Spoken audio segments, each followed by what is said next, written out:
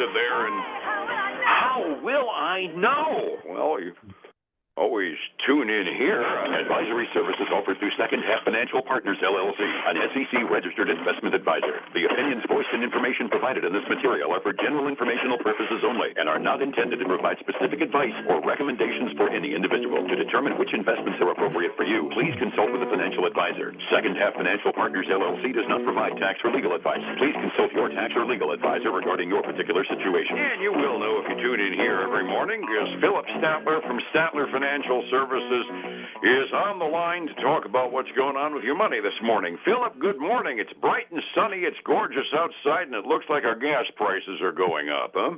Gas prices are going to be going up, Dave. I would say if they're not up today, fill up because they'll be up by tomorrow. It's interesting. You and I have chatted about it while we've been off the air. Some of the gas suppliers in town kind of respond to the ongoing wholesale price. There's like a 1-week delay. There's a couple of ones that I fill up at that almost track the price of oil. I see it go down in the morning. It's down a couple of cents a gallon up where I fill up. Goes up, it goes up by a couple of cents. Depends upon the chain down the line. But the price of oil is going through the roof this morning because after a pretty good day on the market yesterday, everything went to crud overnight when Israel started bombing the snot out of Iran. And all of a sudden, all the rules changed, and we aren't paying any attention to tariffs whatsoever this morning, are we? No, right now we're talking about, bombings over in Iran, Iraq, and that area because that's oil supply country. And so it's got oil. I think I saw earlier this morning up like 8%. Yeah, 8.2% right now. So, oil's heading through the sky roof. Absolutely. To bring anybody up that didn't catch the top of the hour news, it was late last night that Israel launched a major attack on Iran to take out their nuclear capability. Yes, they did go after the nuclear plants. Word is the head of the Revolutionary Guard was among the people that they targeted and got in these attacks. And Iran, of course, responded by throwing a few hundred drones in Israel's direction. Don't have an update as far as any that actually made it through to Israel settlements, but the bottom line is they do have that Iron Dome, and it does get rid of the vast majority of those things. But nevertheless, we got a shooting war going over in the Middle East, and it doesn't look good for a lot of things. Among the ancillary things it doesn't look good for is your money. Setting the table just so that you got an idea as to what kind of a day and night change it was. Yesterday, even with a rotten day for Boeing, the Dow was up 102 points. Standard & Poor's was up by 23. NASDAQ was up by 47. It was a relatively good day. Then the shooting started, and the futures graph that I've got, it was like we fell off the edge of the earth late last night, doesn't it? It does, Dave. I mean, that's let's face it, that was some pretty drastic news to see come across the ticker, and so it's definitely affected futures this morning. It's got some stocks trading up, like defense companies, oil companies. What was the other? Oh, gold companies. Those three industries are seeing some increases in their stock prices versus companies like airlines, hotels, they're seeing cruise lines, they're seeing a decline in their stock price this morning. I'm kind of intriguing. Just another side effect. I'm looking at the curve, and it looks like it was there too. Crypto is going through the floor this morning too.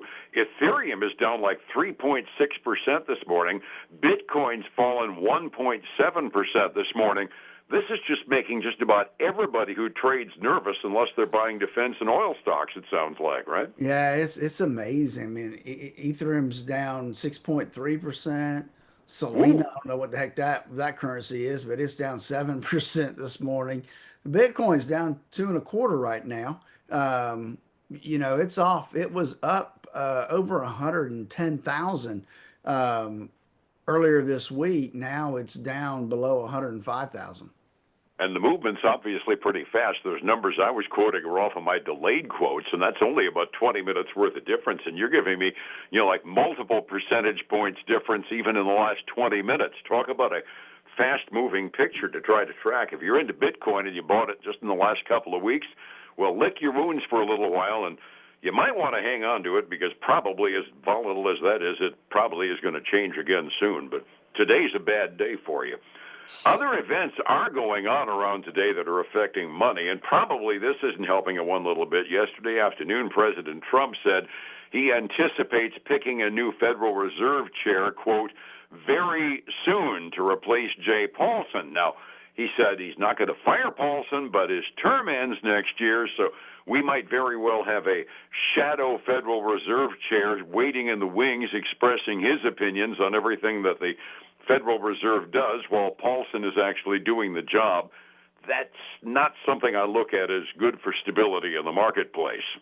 Well, let's face it, Paulson's not going to like it. Somebody looking over his shoulder. But let's remember, Paulson and the voting, bank presidents, they're the ones that are going to make the decisions. Now, this person they put in there may make some comments or they may shut him up, and not let him speak at all. You have to just watch and we'll see how that plays out in the whole scheme of things. Yeah, it does need to keep in mind. I mean, the chair of the Federal Reserve does have some emergency powers. We all can remember Greenspan making some unilateral moves in between board meetings, but those big interest rate decisions that President Trump is making so much noise about wanting the interest rate dropped, those are done by a vote of governors on the Open Market Committee. And while Paulson's got a lot of clout, he still doesn't have all the votes. No, he doesn't. He has to, everybody presents their case and then they vote on what to do with interest rates. So, yeah, everybody's got to vote there. Absolutely. Other tidbits, we both are kind of going through our tidbit list this morning. The IPOs are evidently doing well. Another high-tech IPO started yesterday. It was called Chime Financial.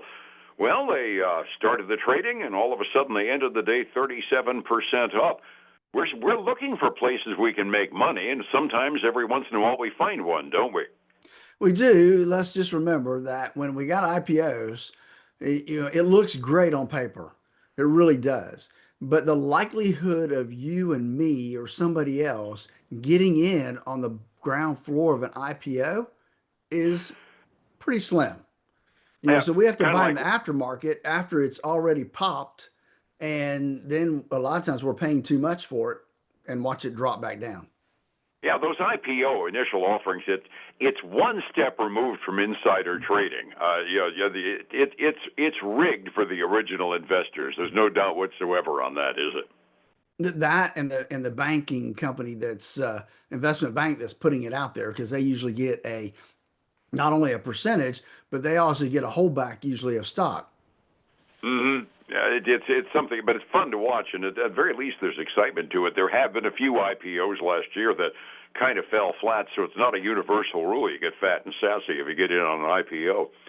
GameStop fell over 22% yesterday. They decided to sell off a bunch of debt and transform their balance sheet into a crypto company.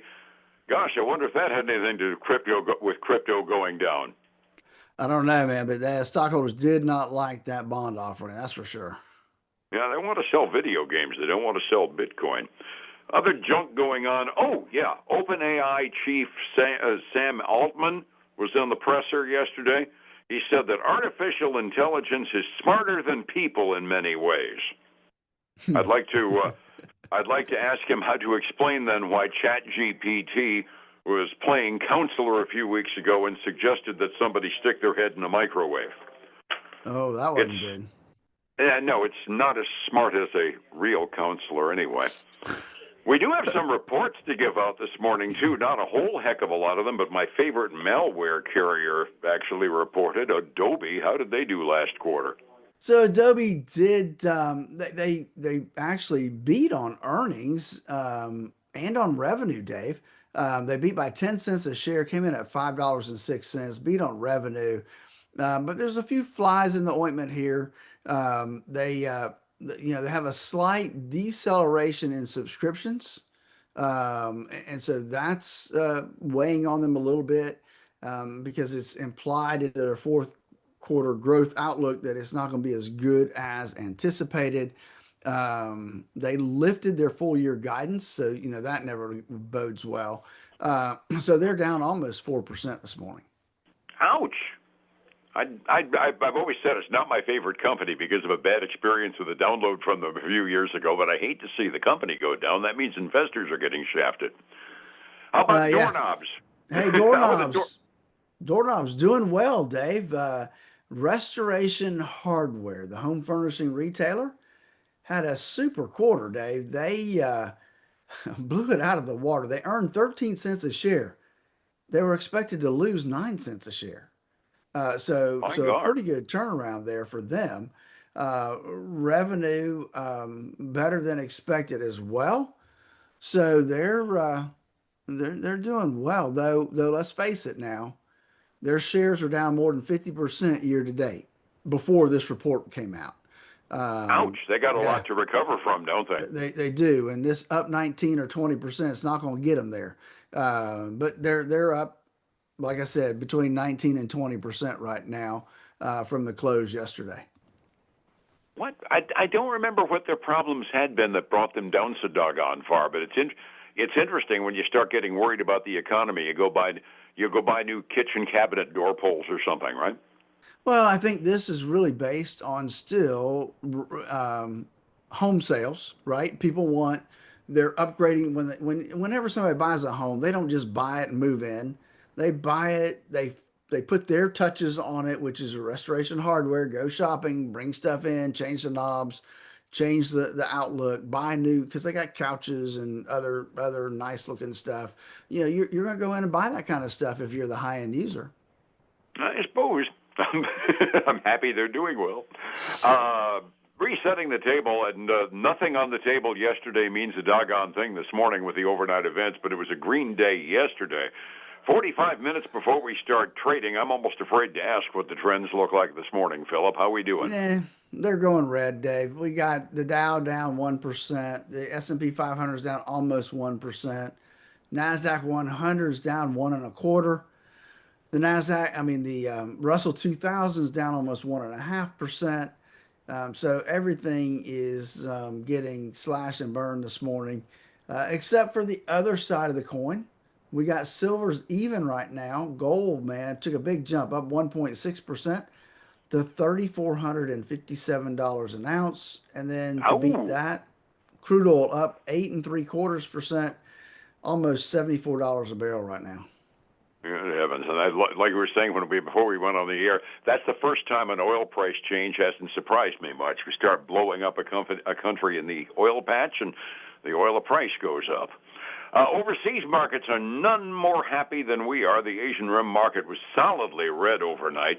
Chinese mainland markets, one of them was down by over a full percent at the 6 a.m. close. And Europe is a little bit less unhappy, but still miserable, down 1% to 1.25% more. The average European index is off by about 0.5% halfway through their trading day over there as well. So prepare for a lot of red today at the end of the day. I think it's probably the best advice we can give.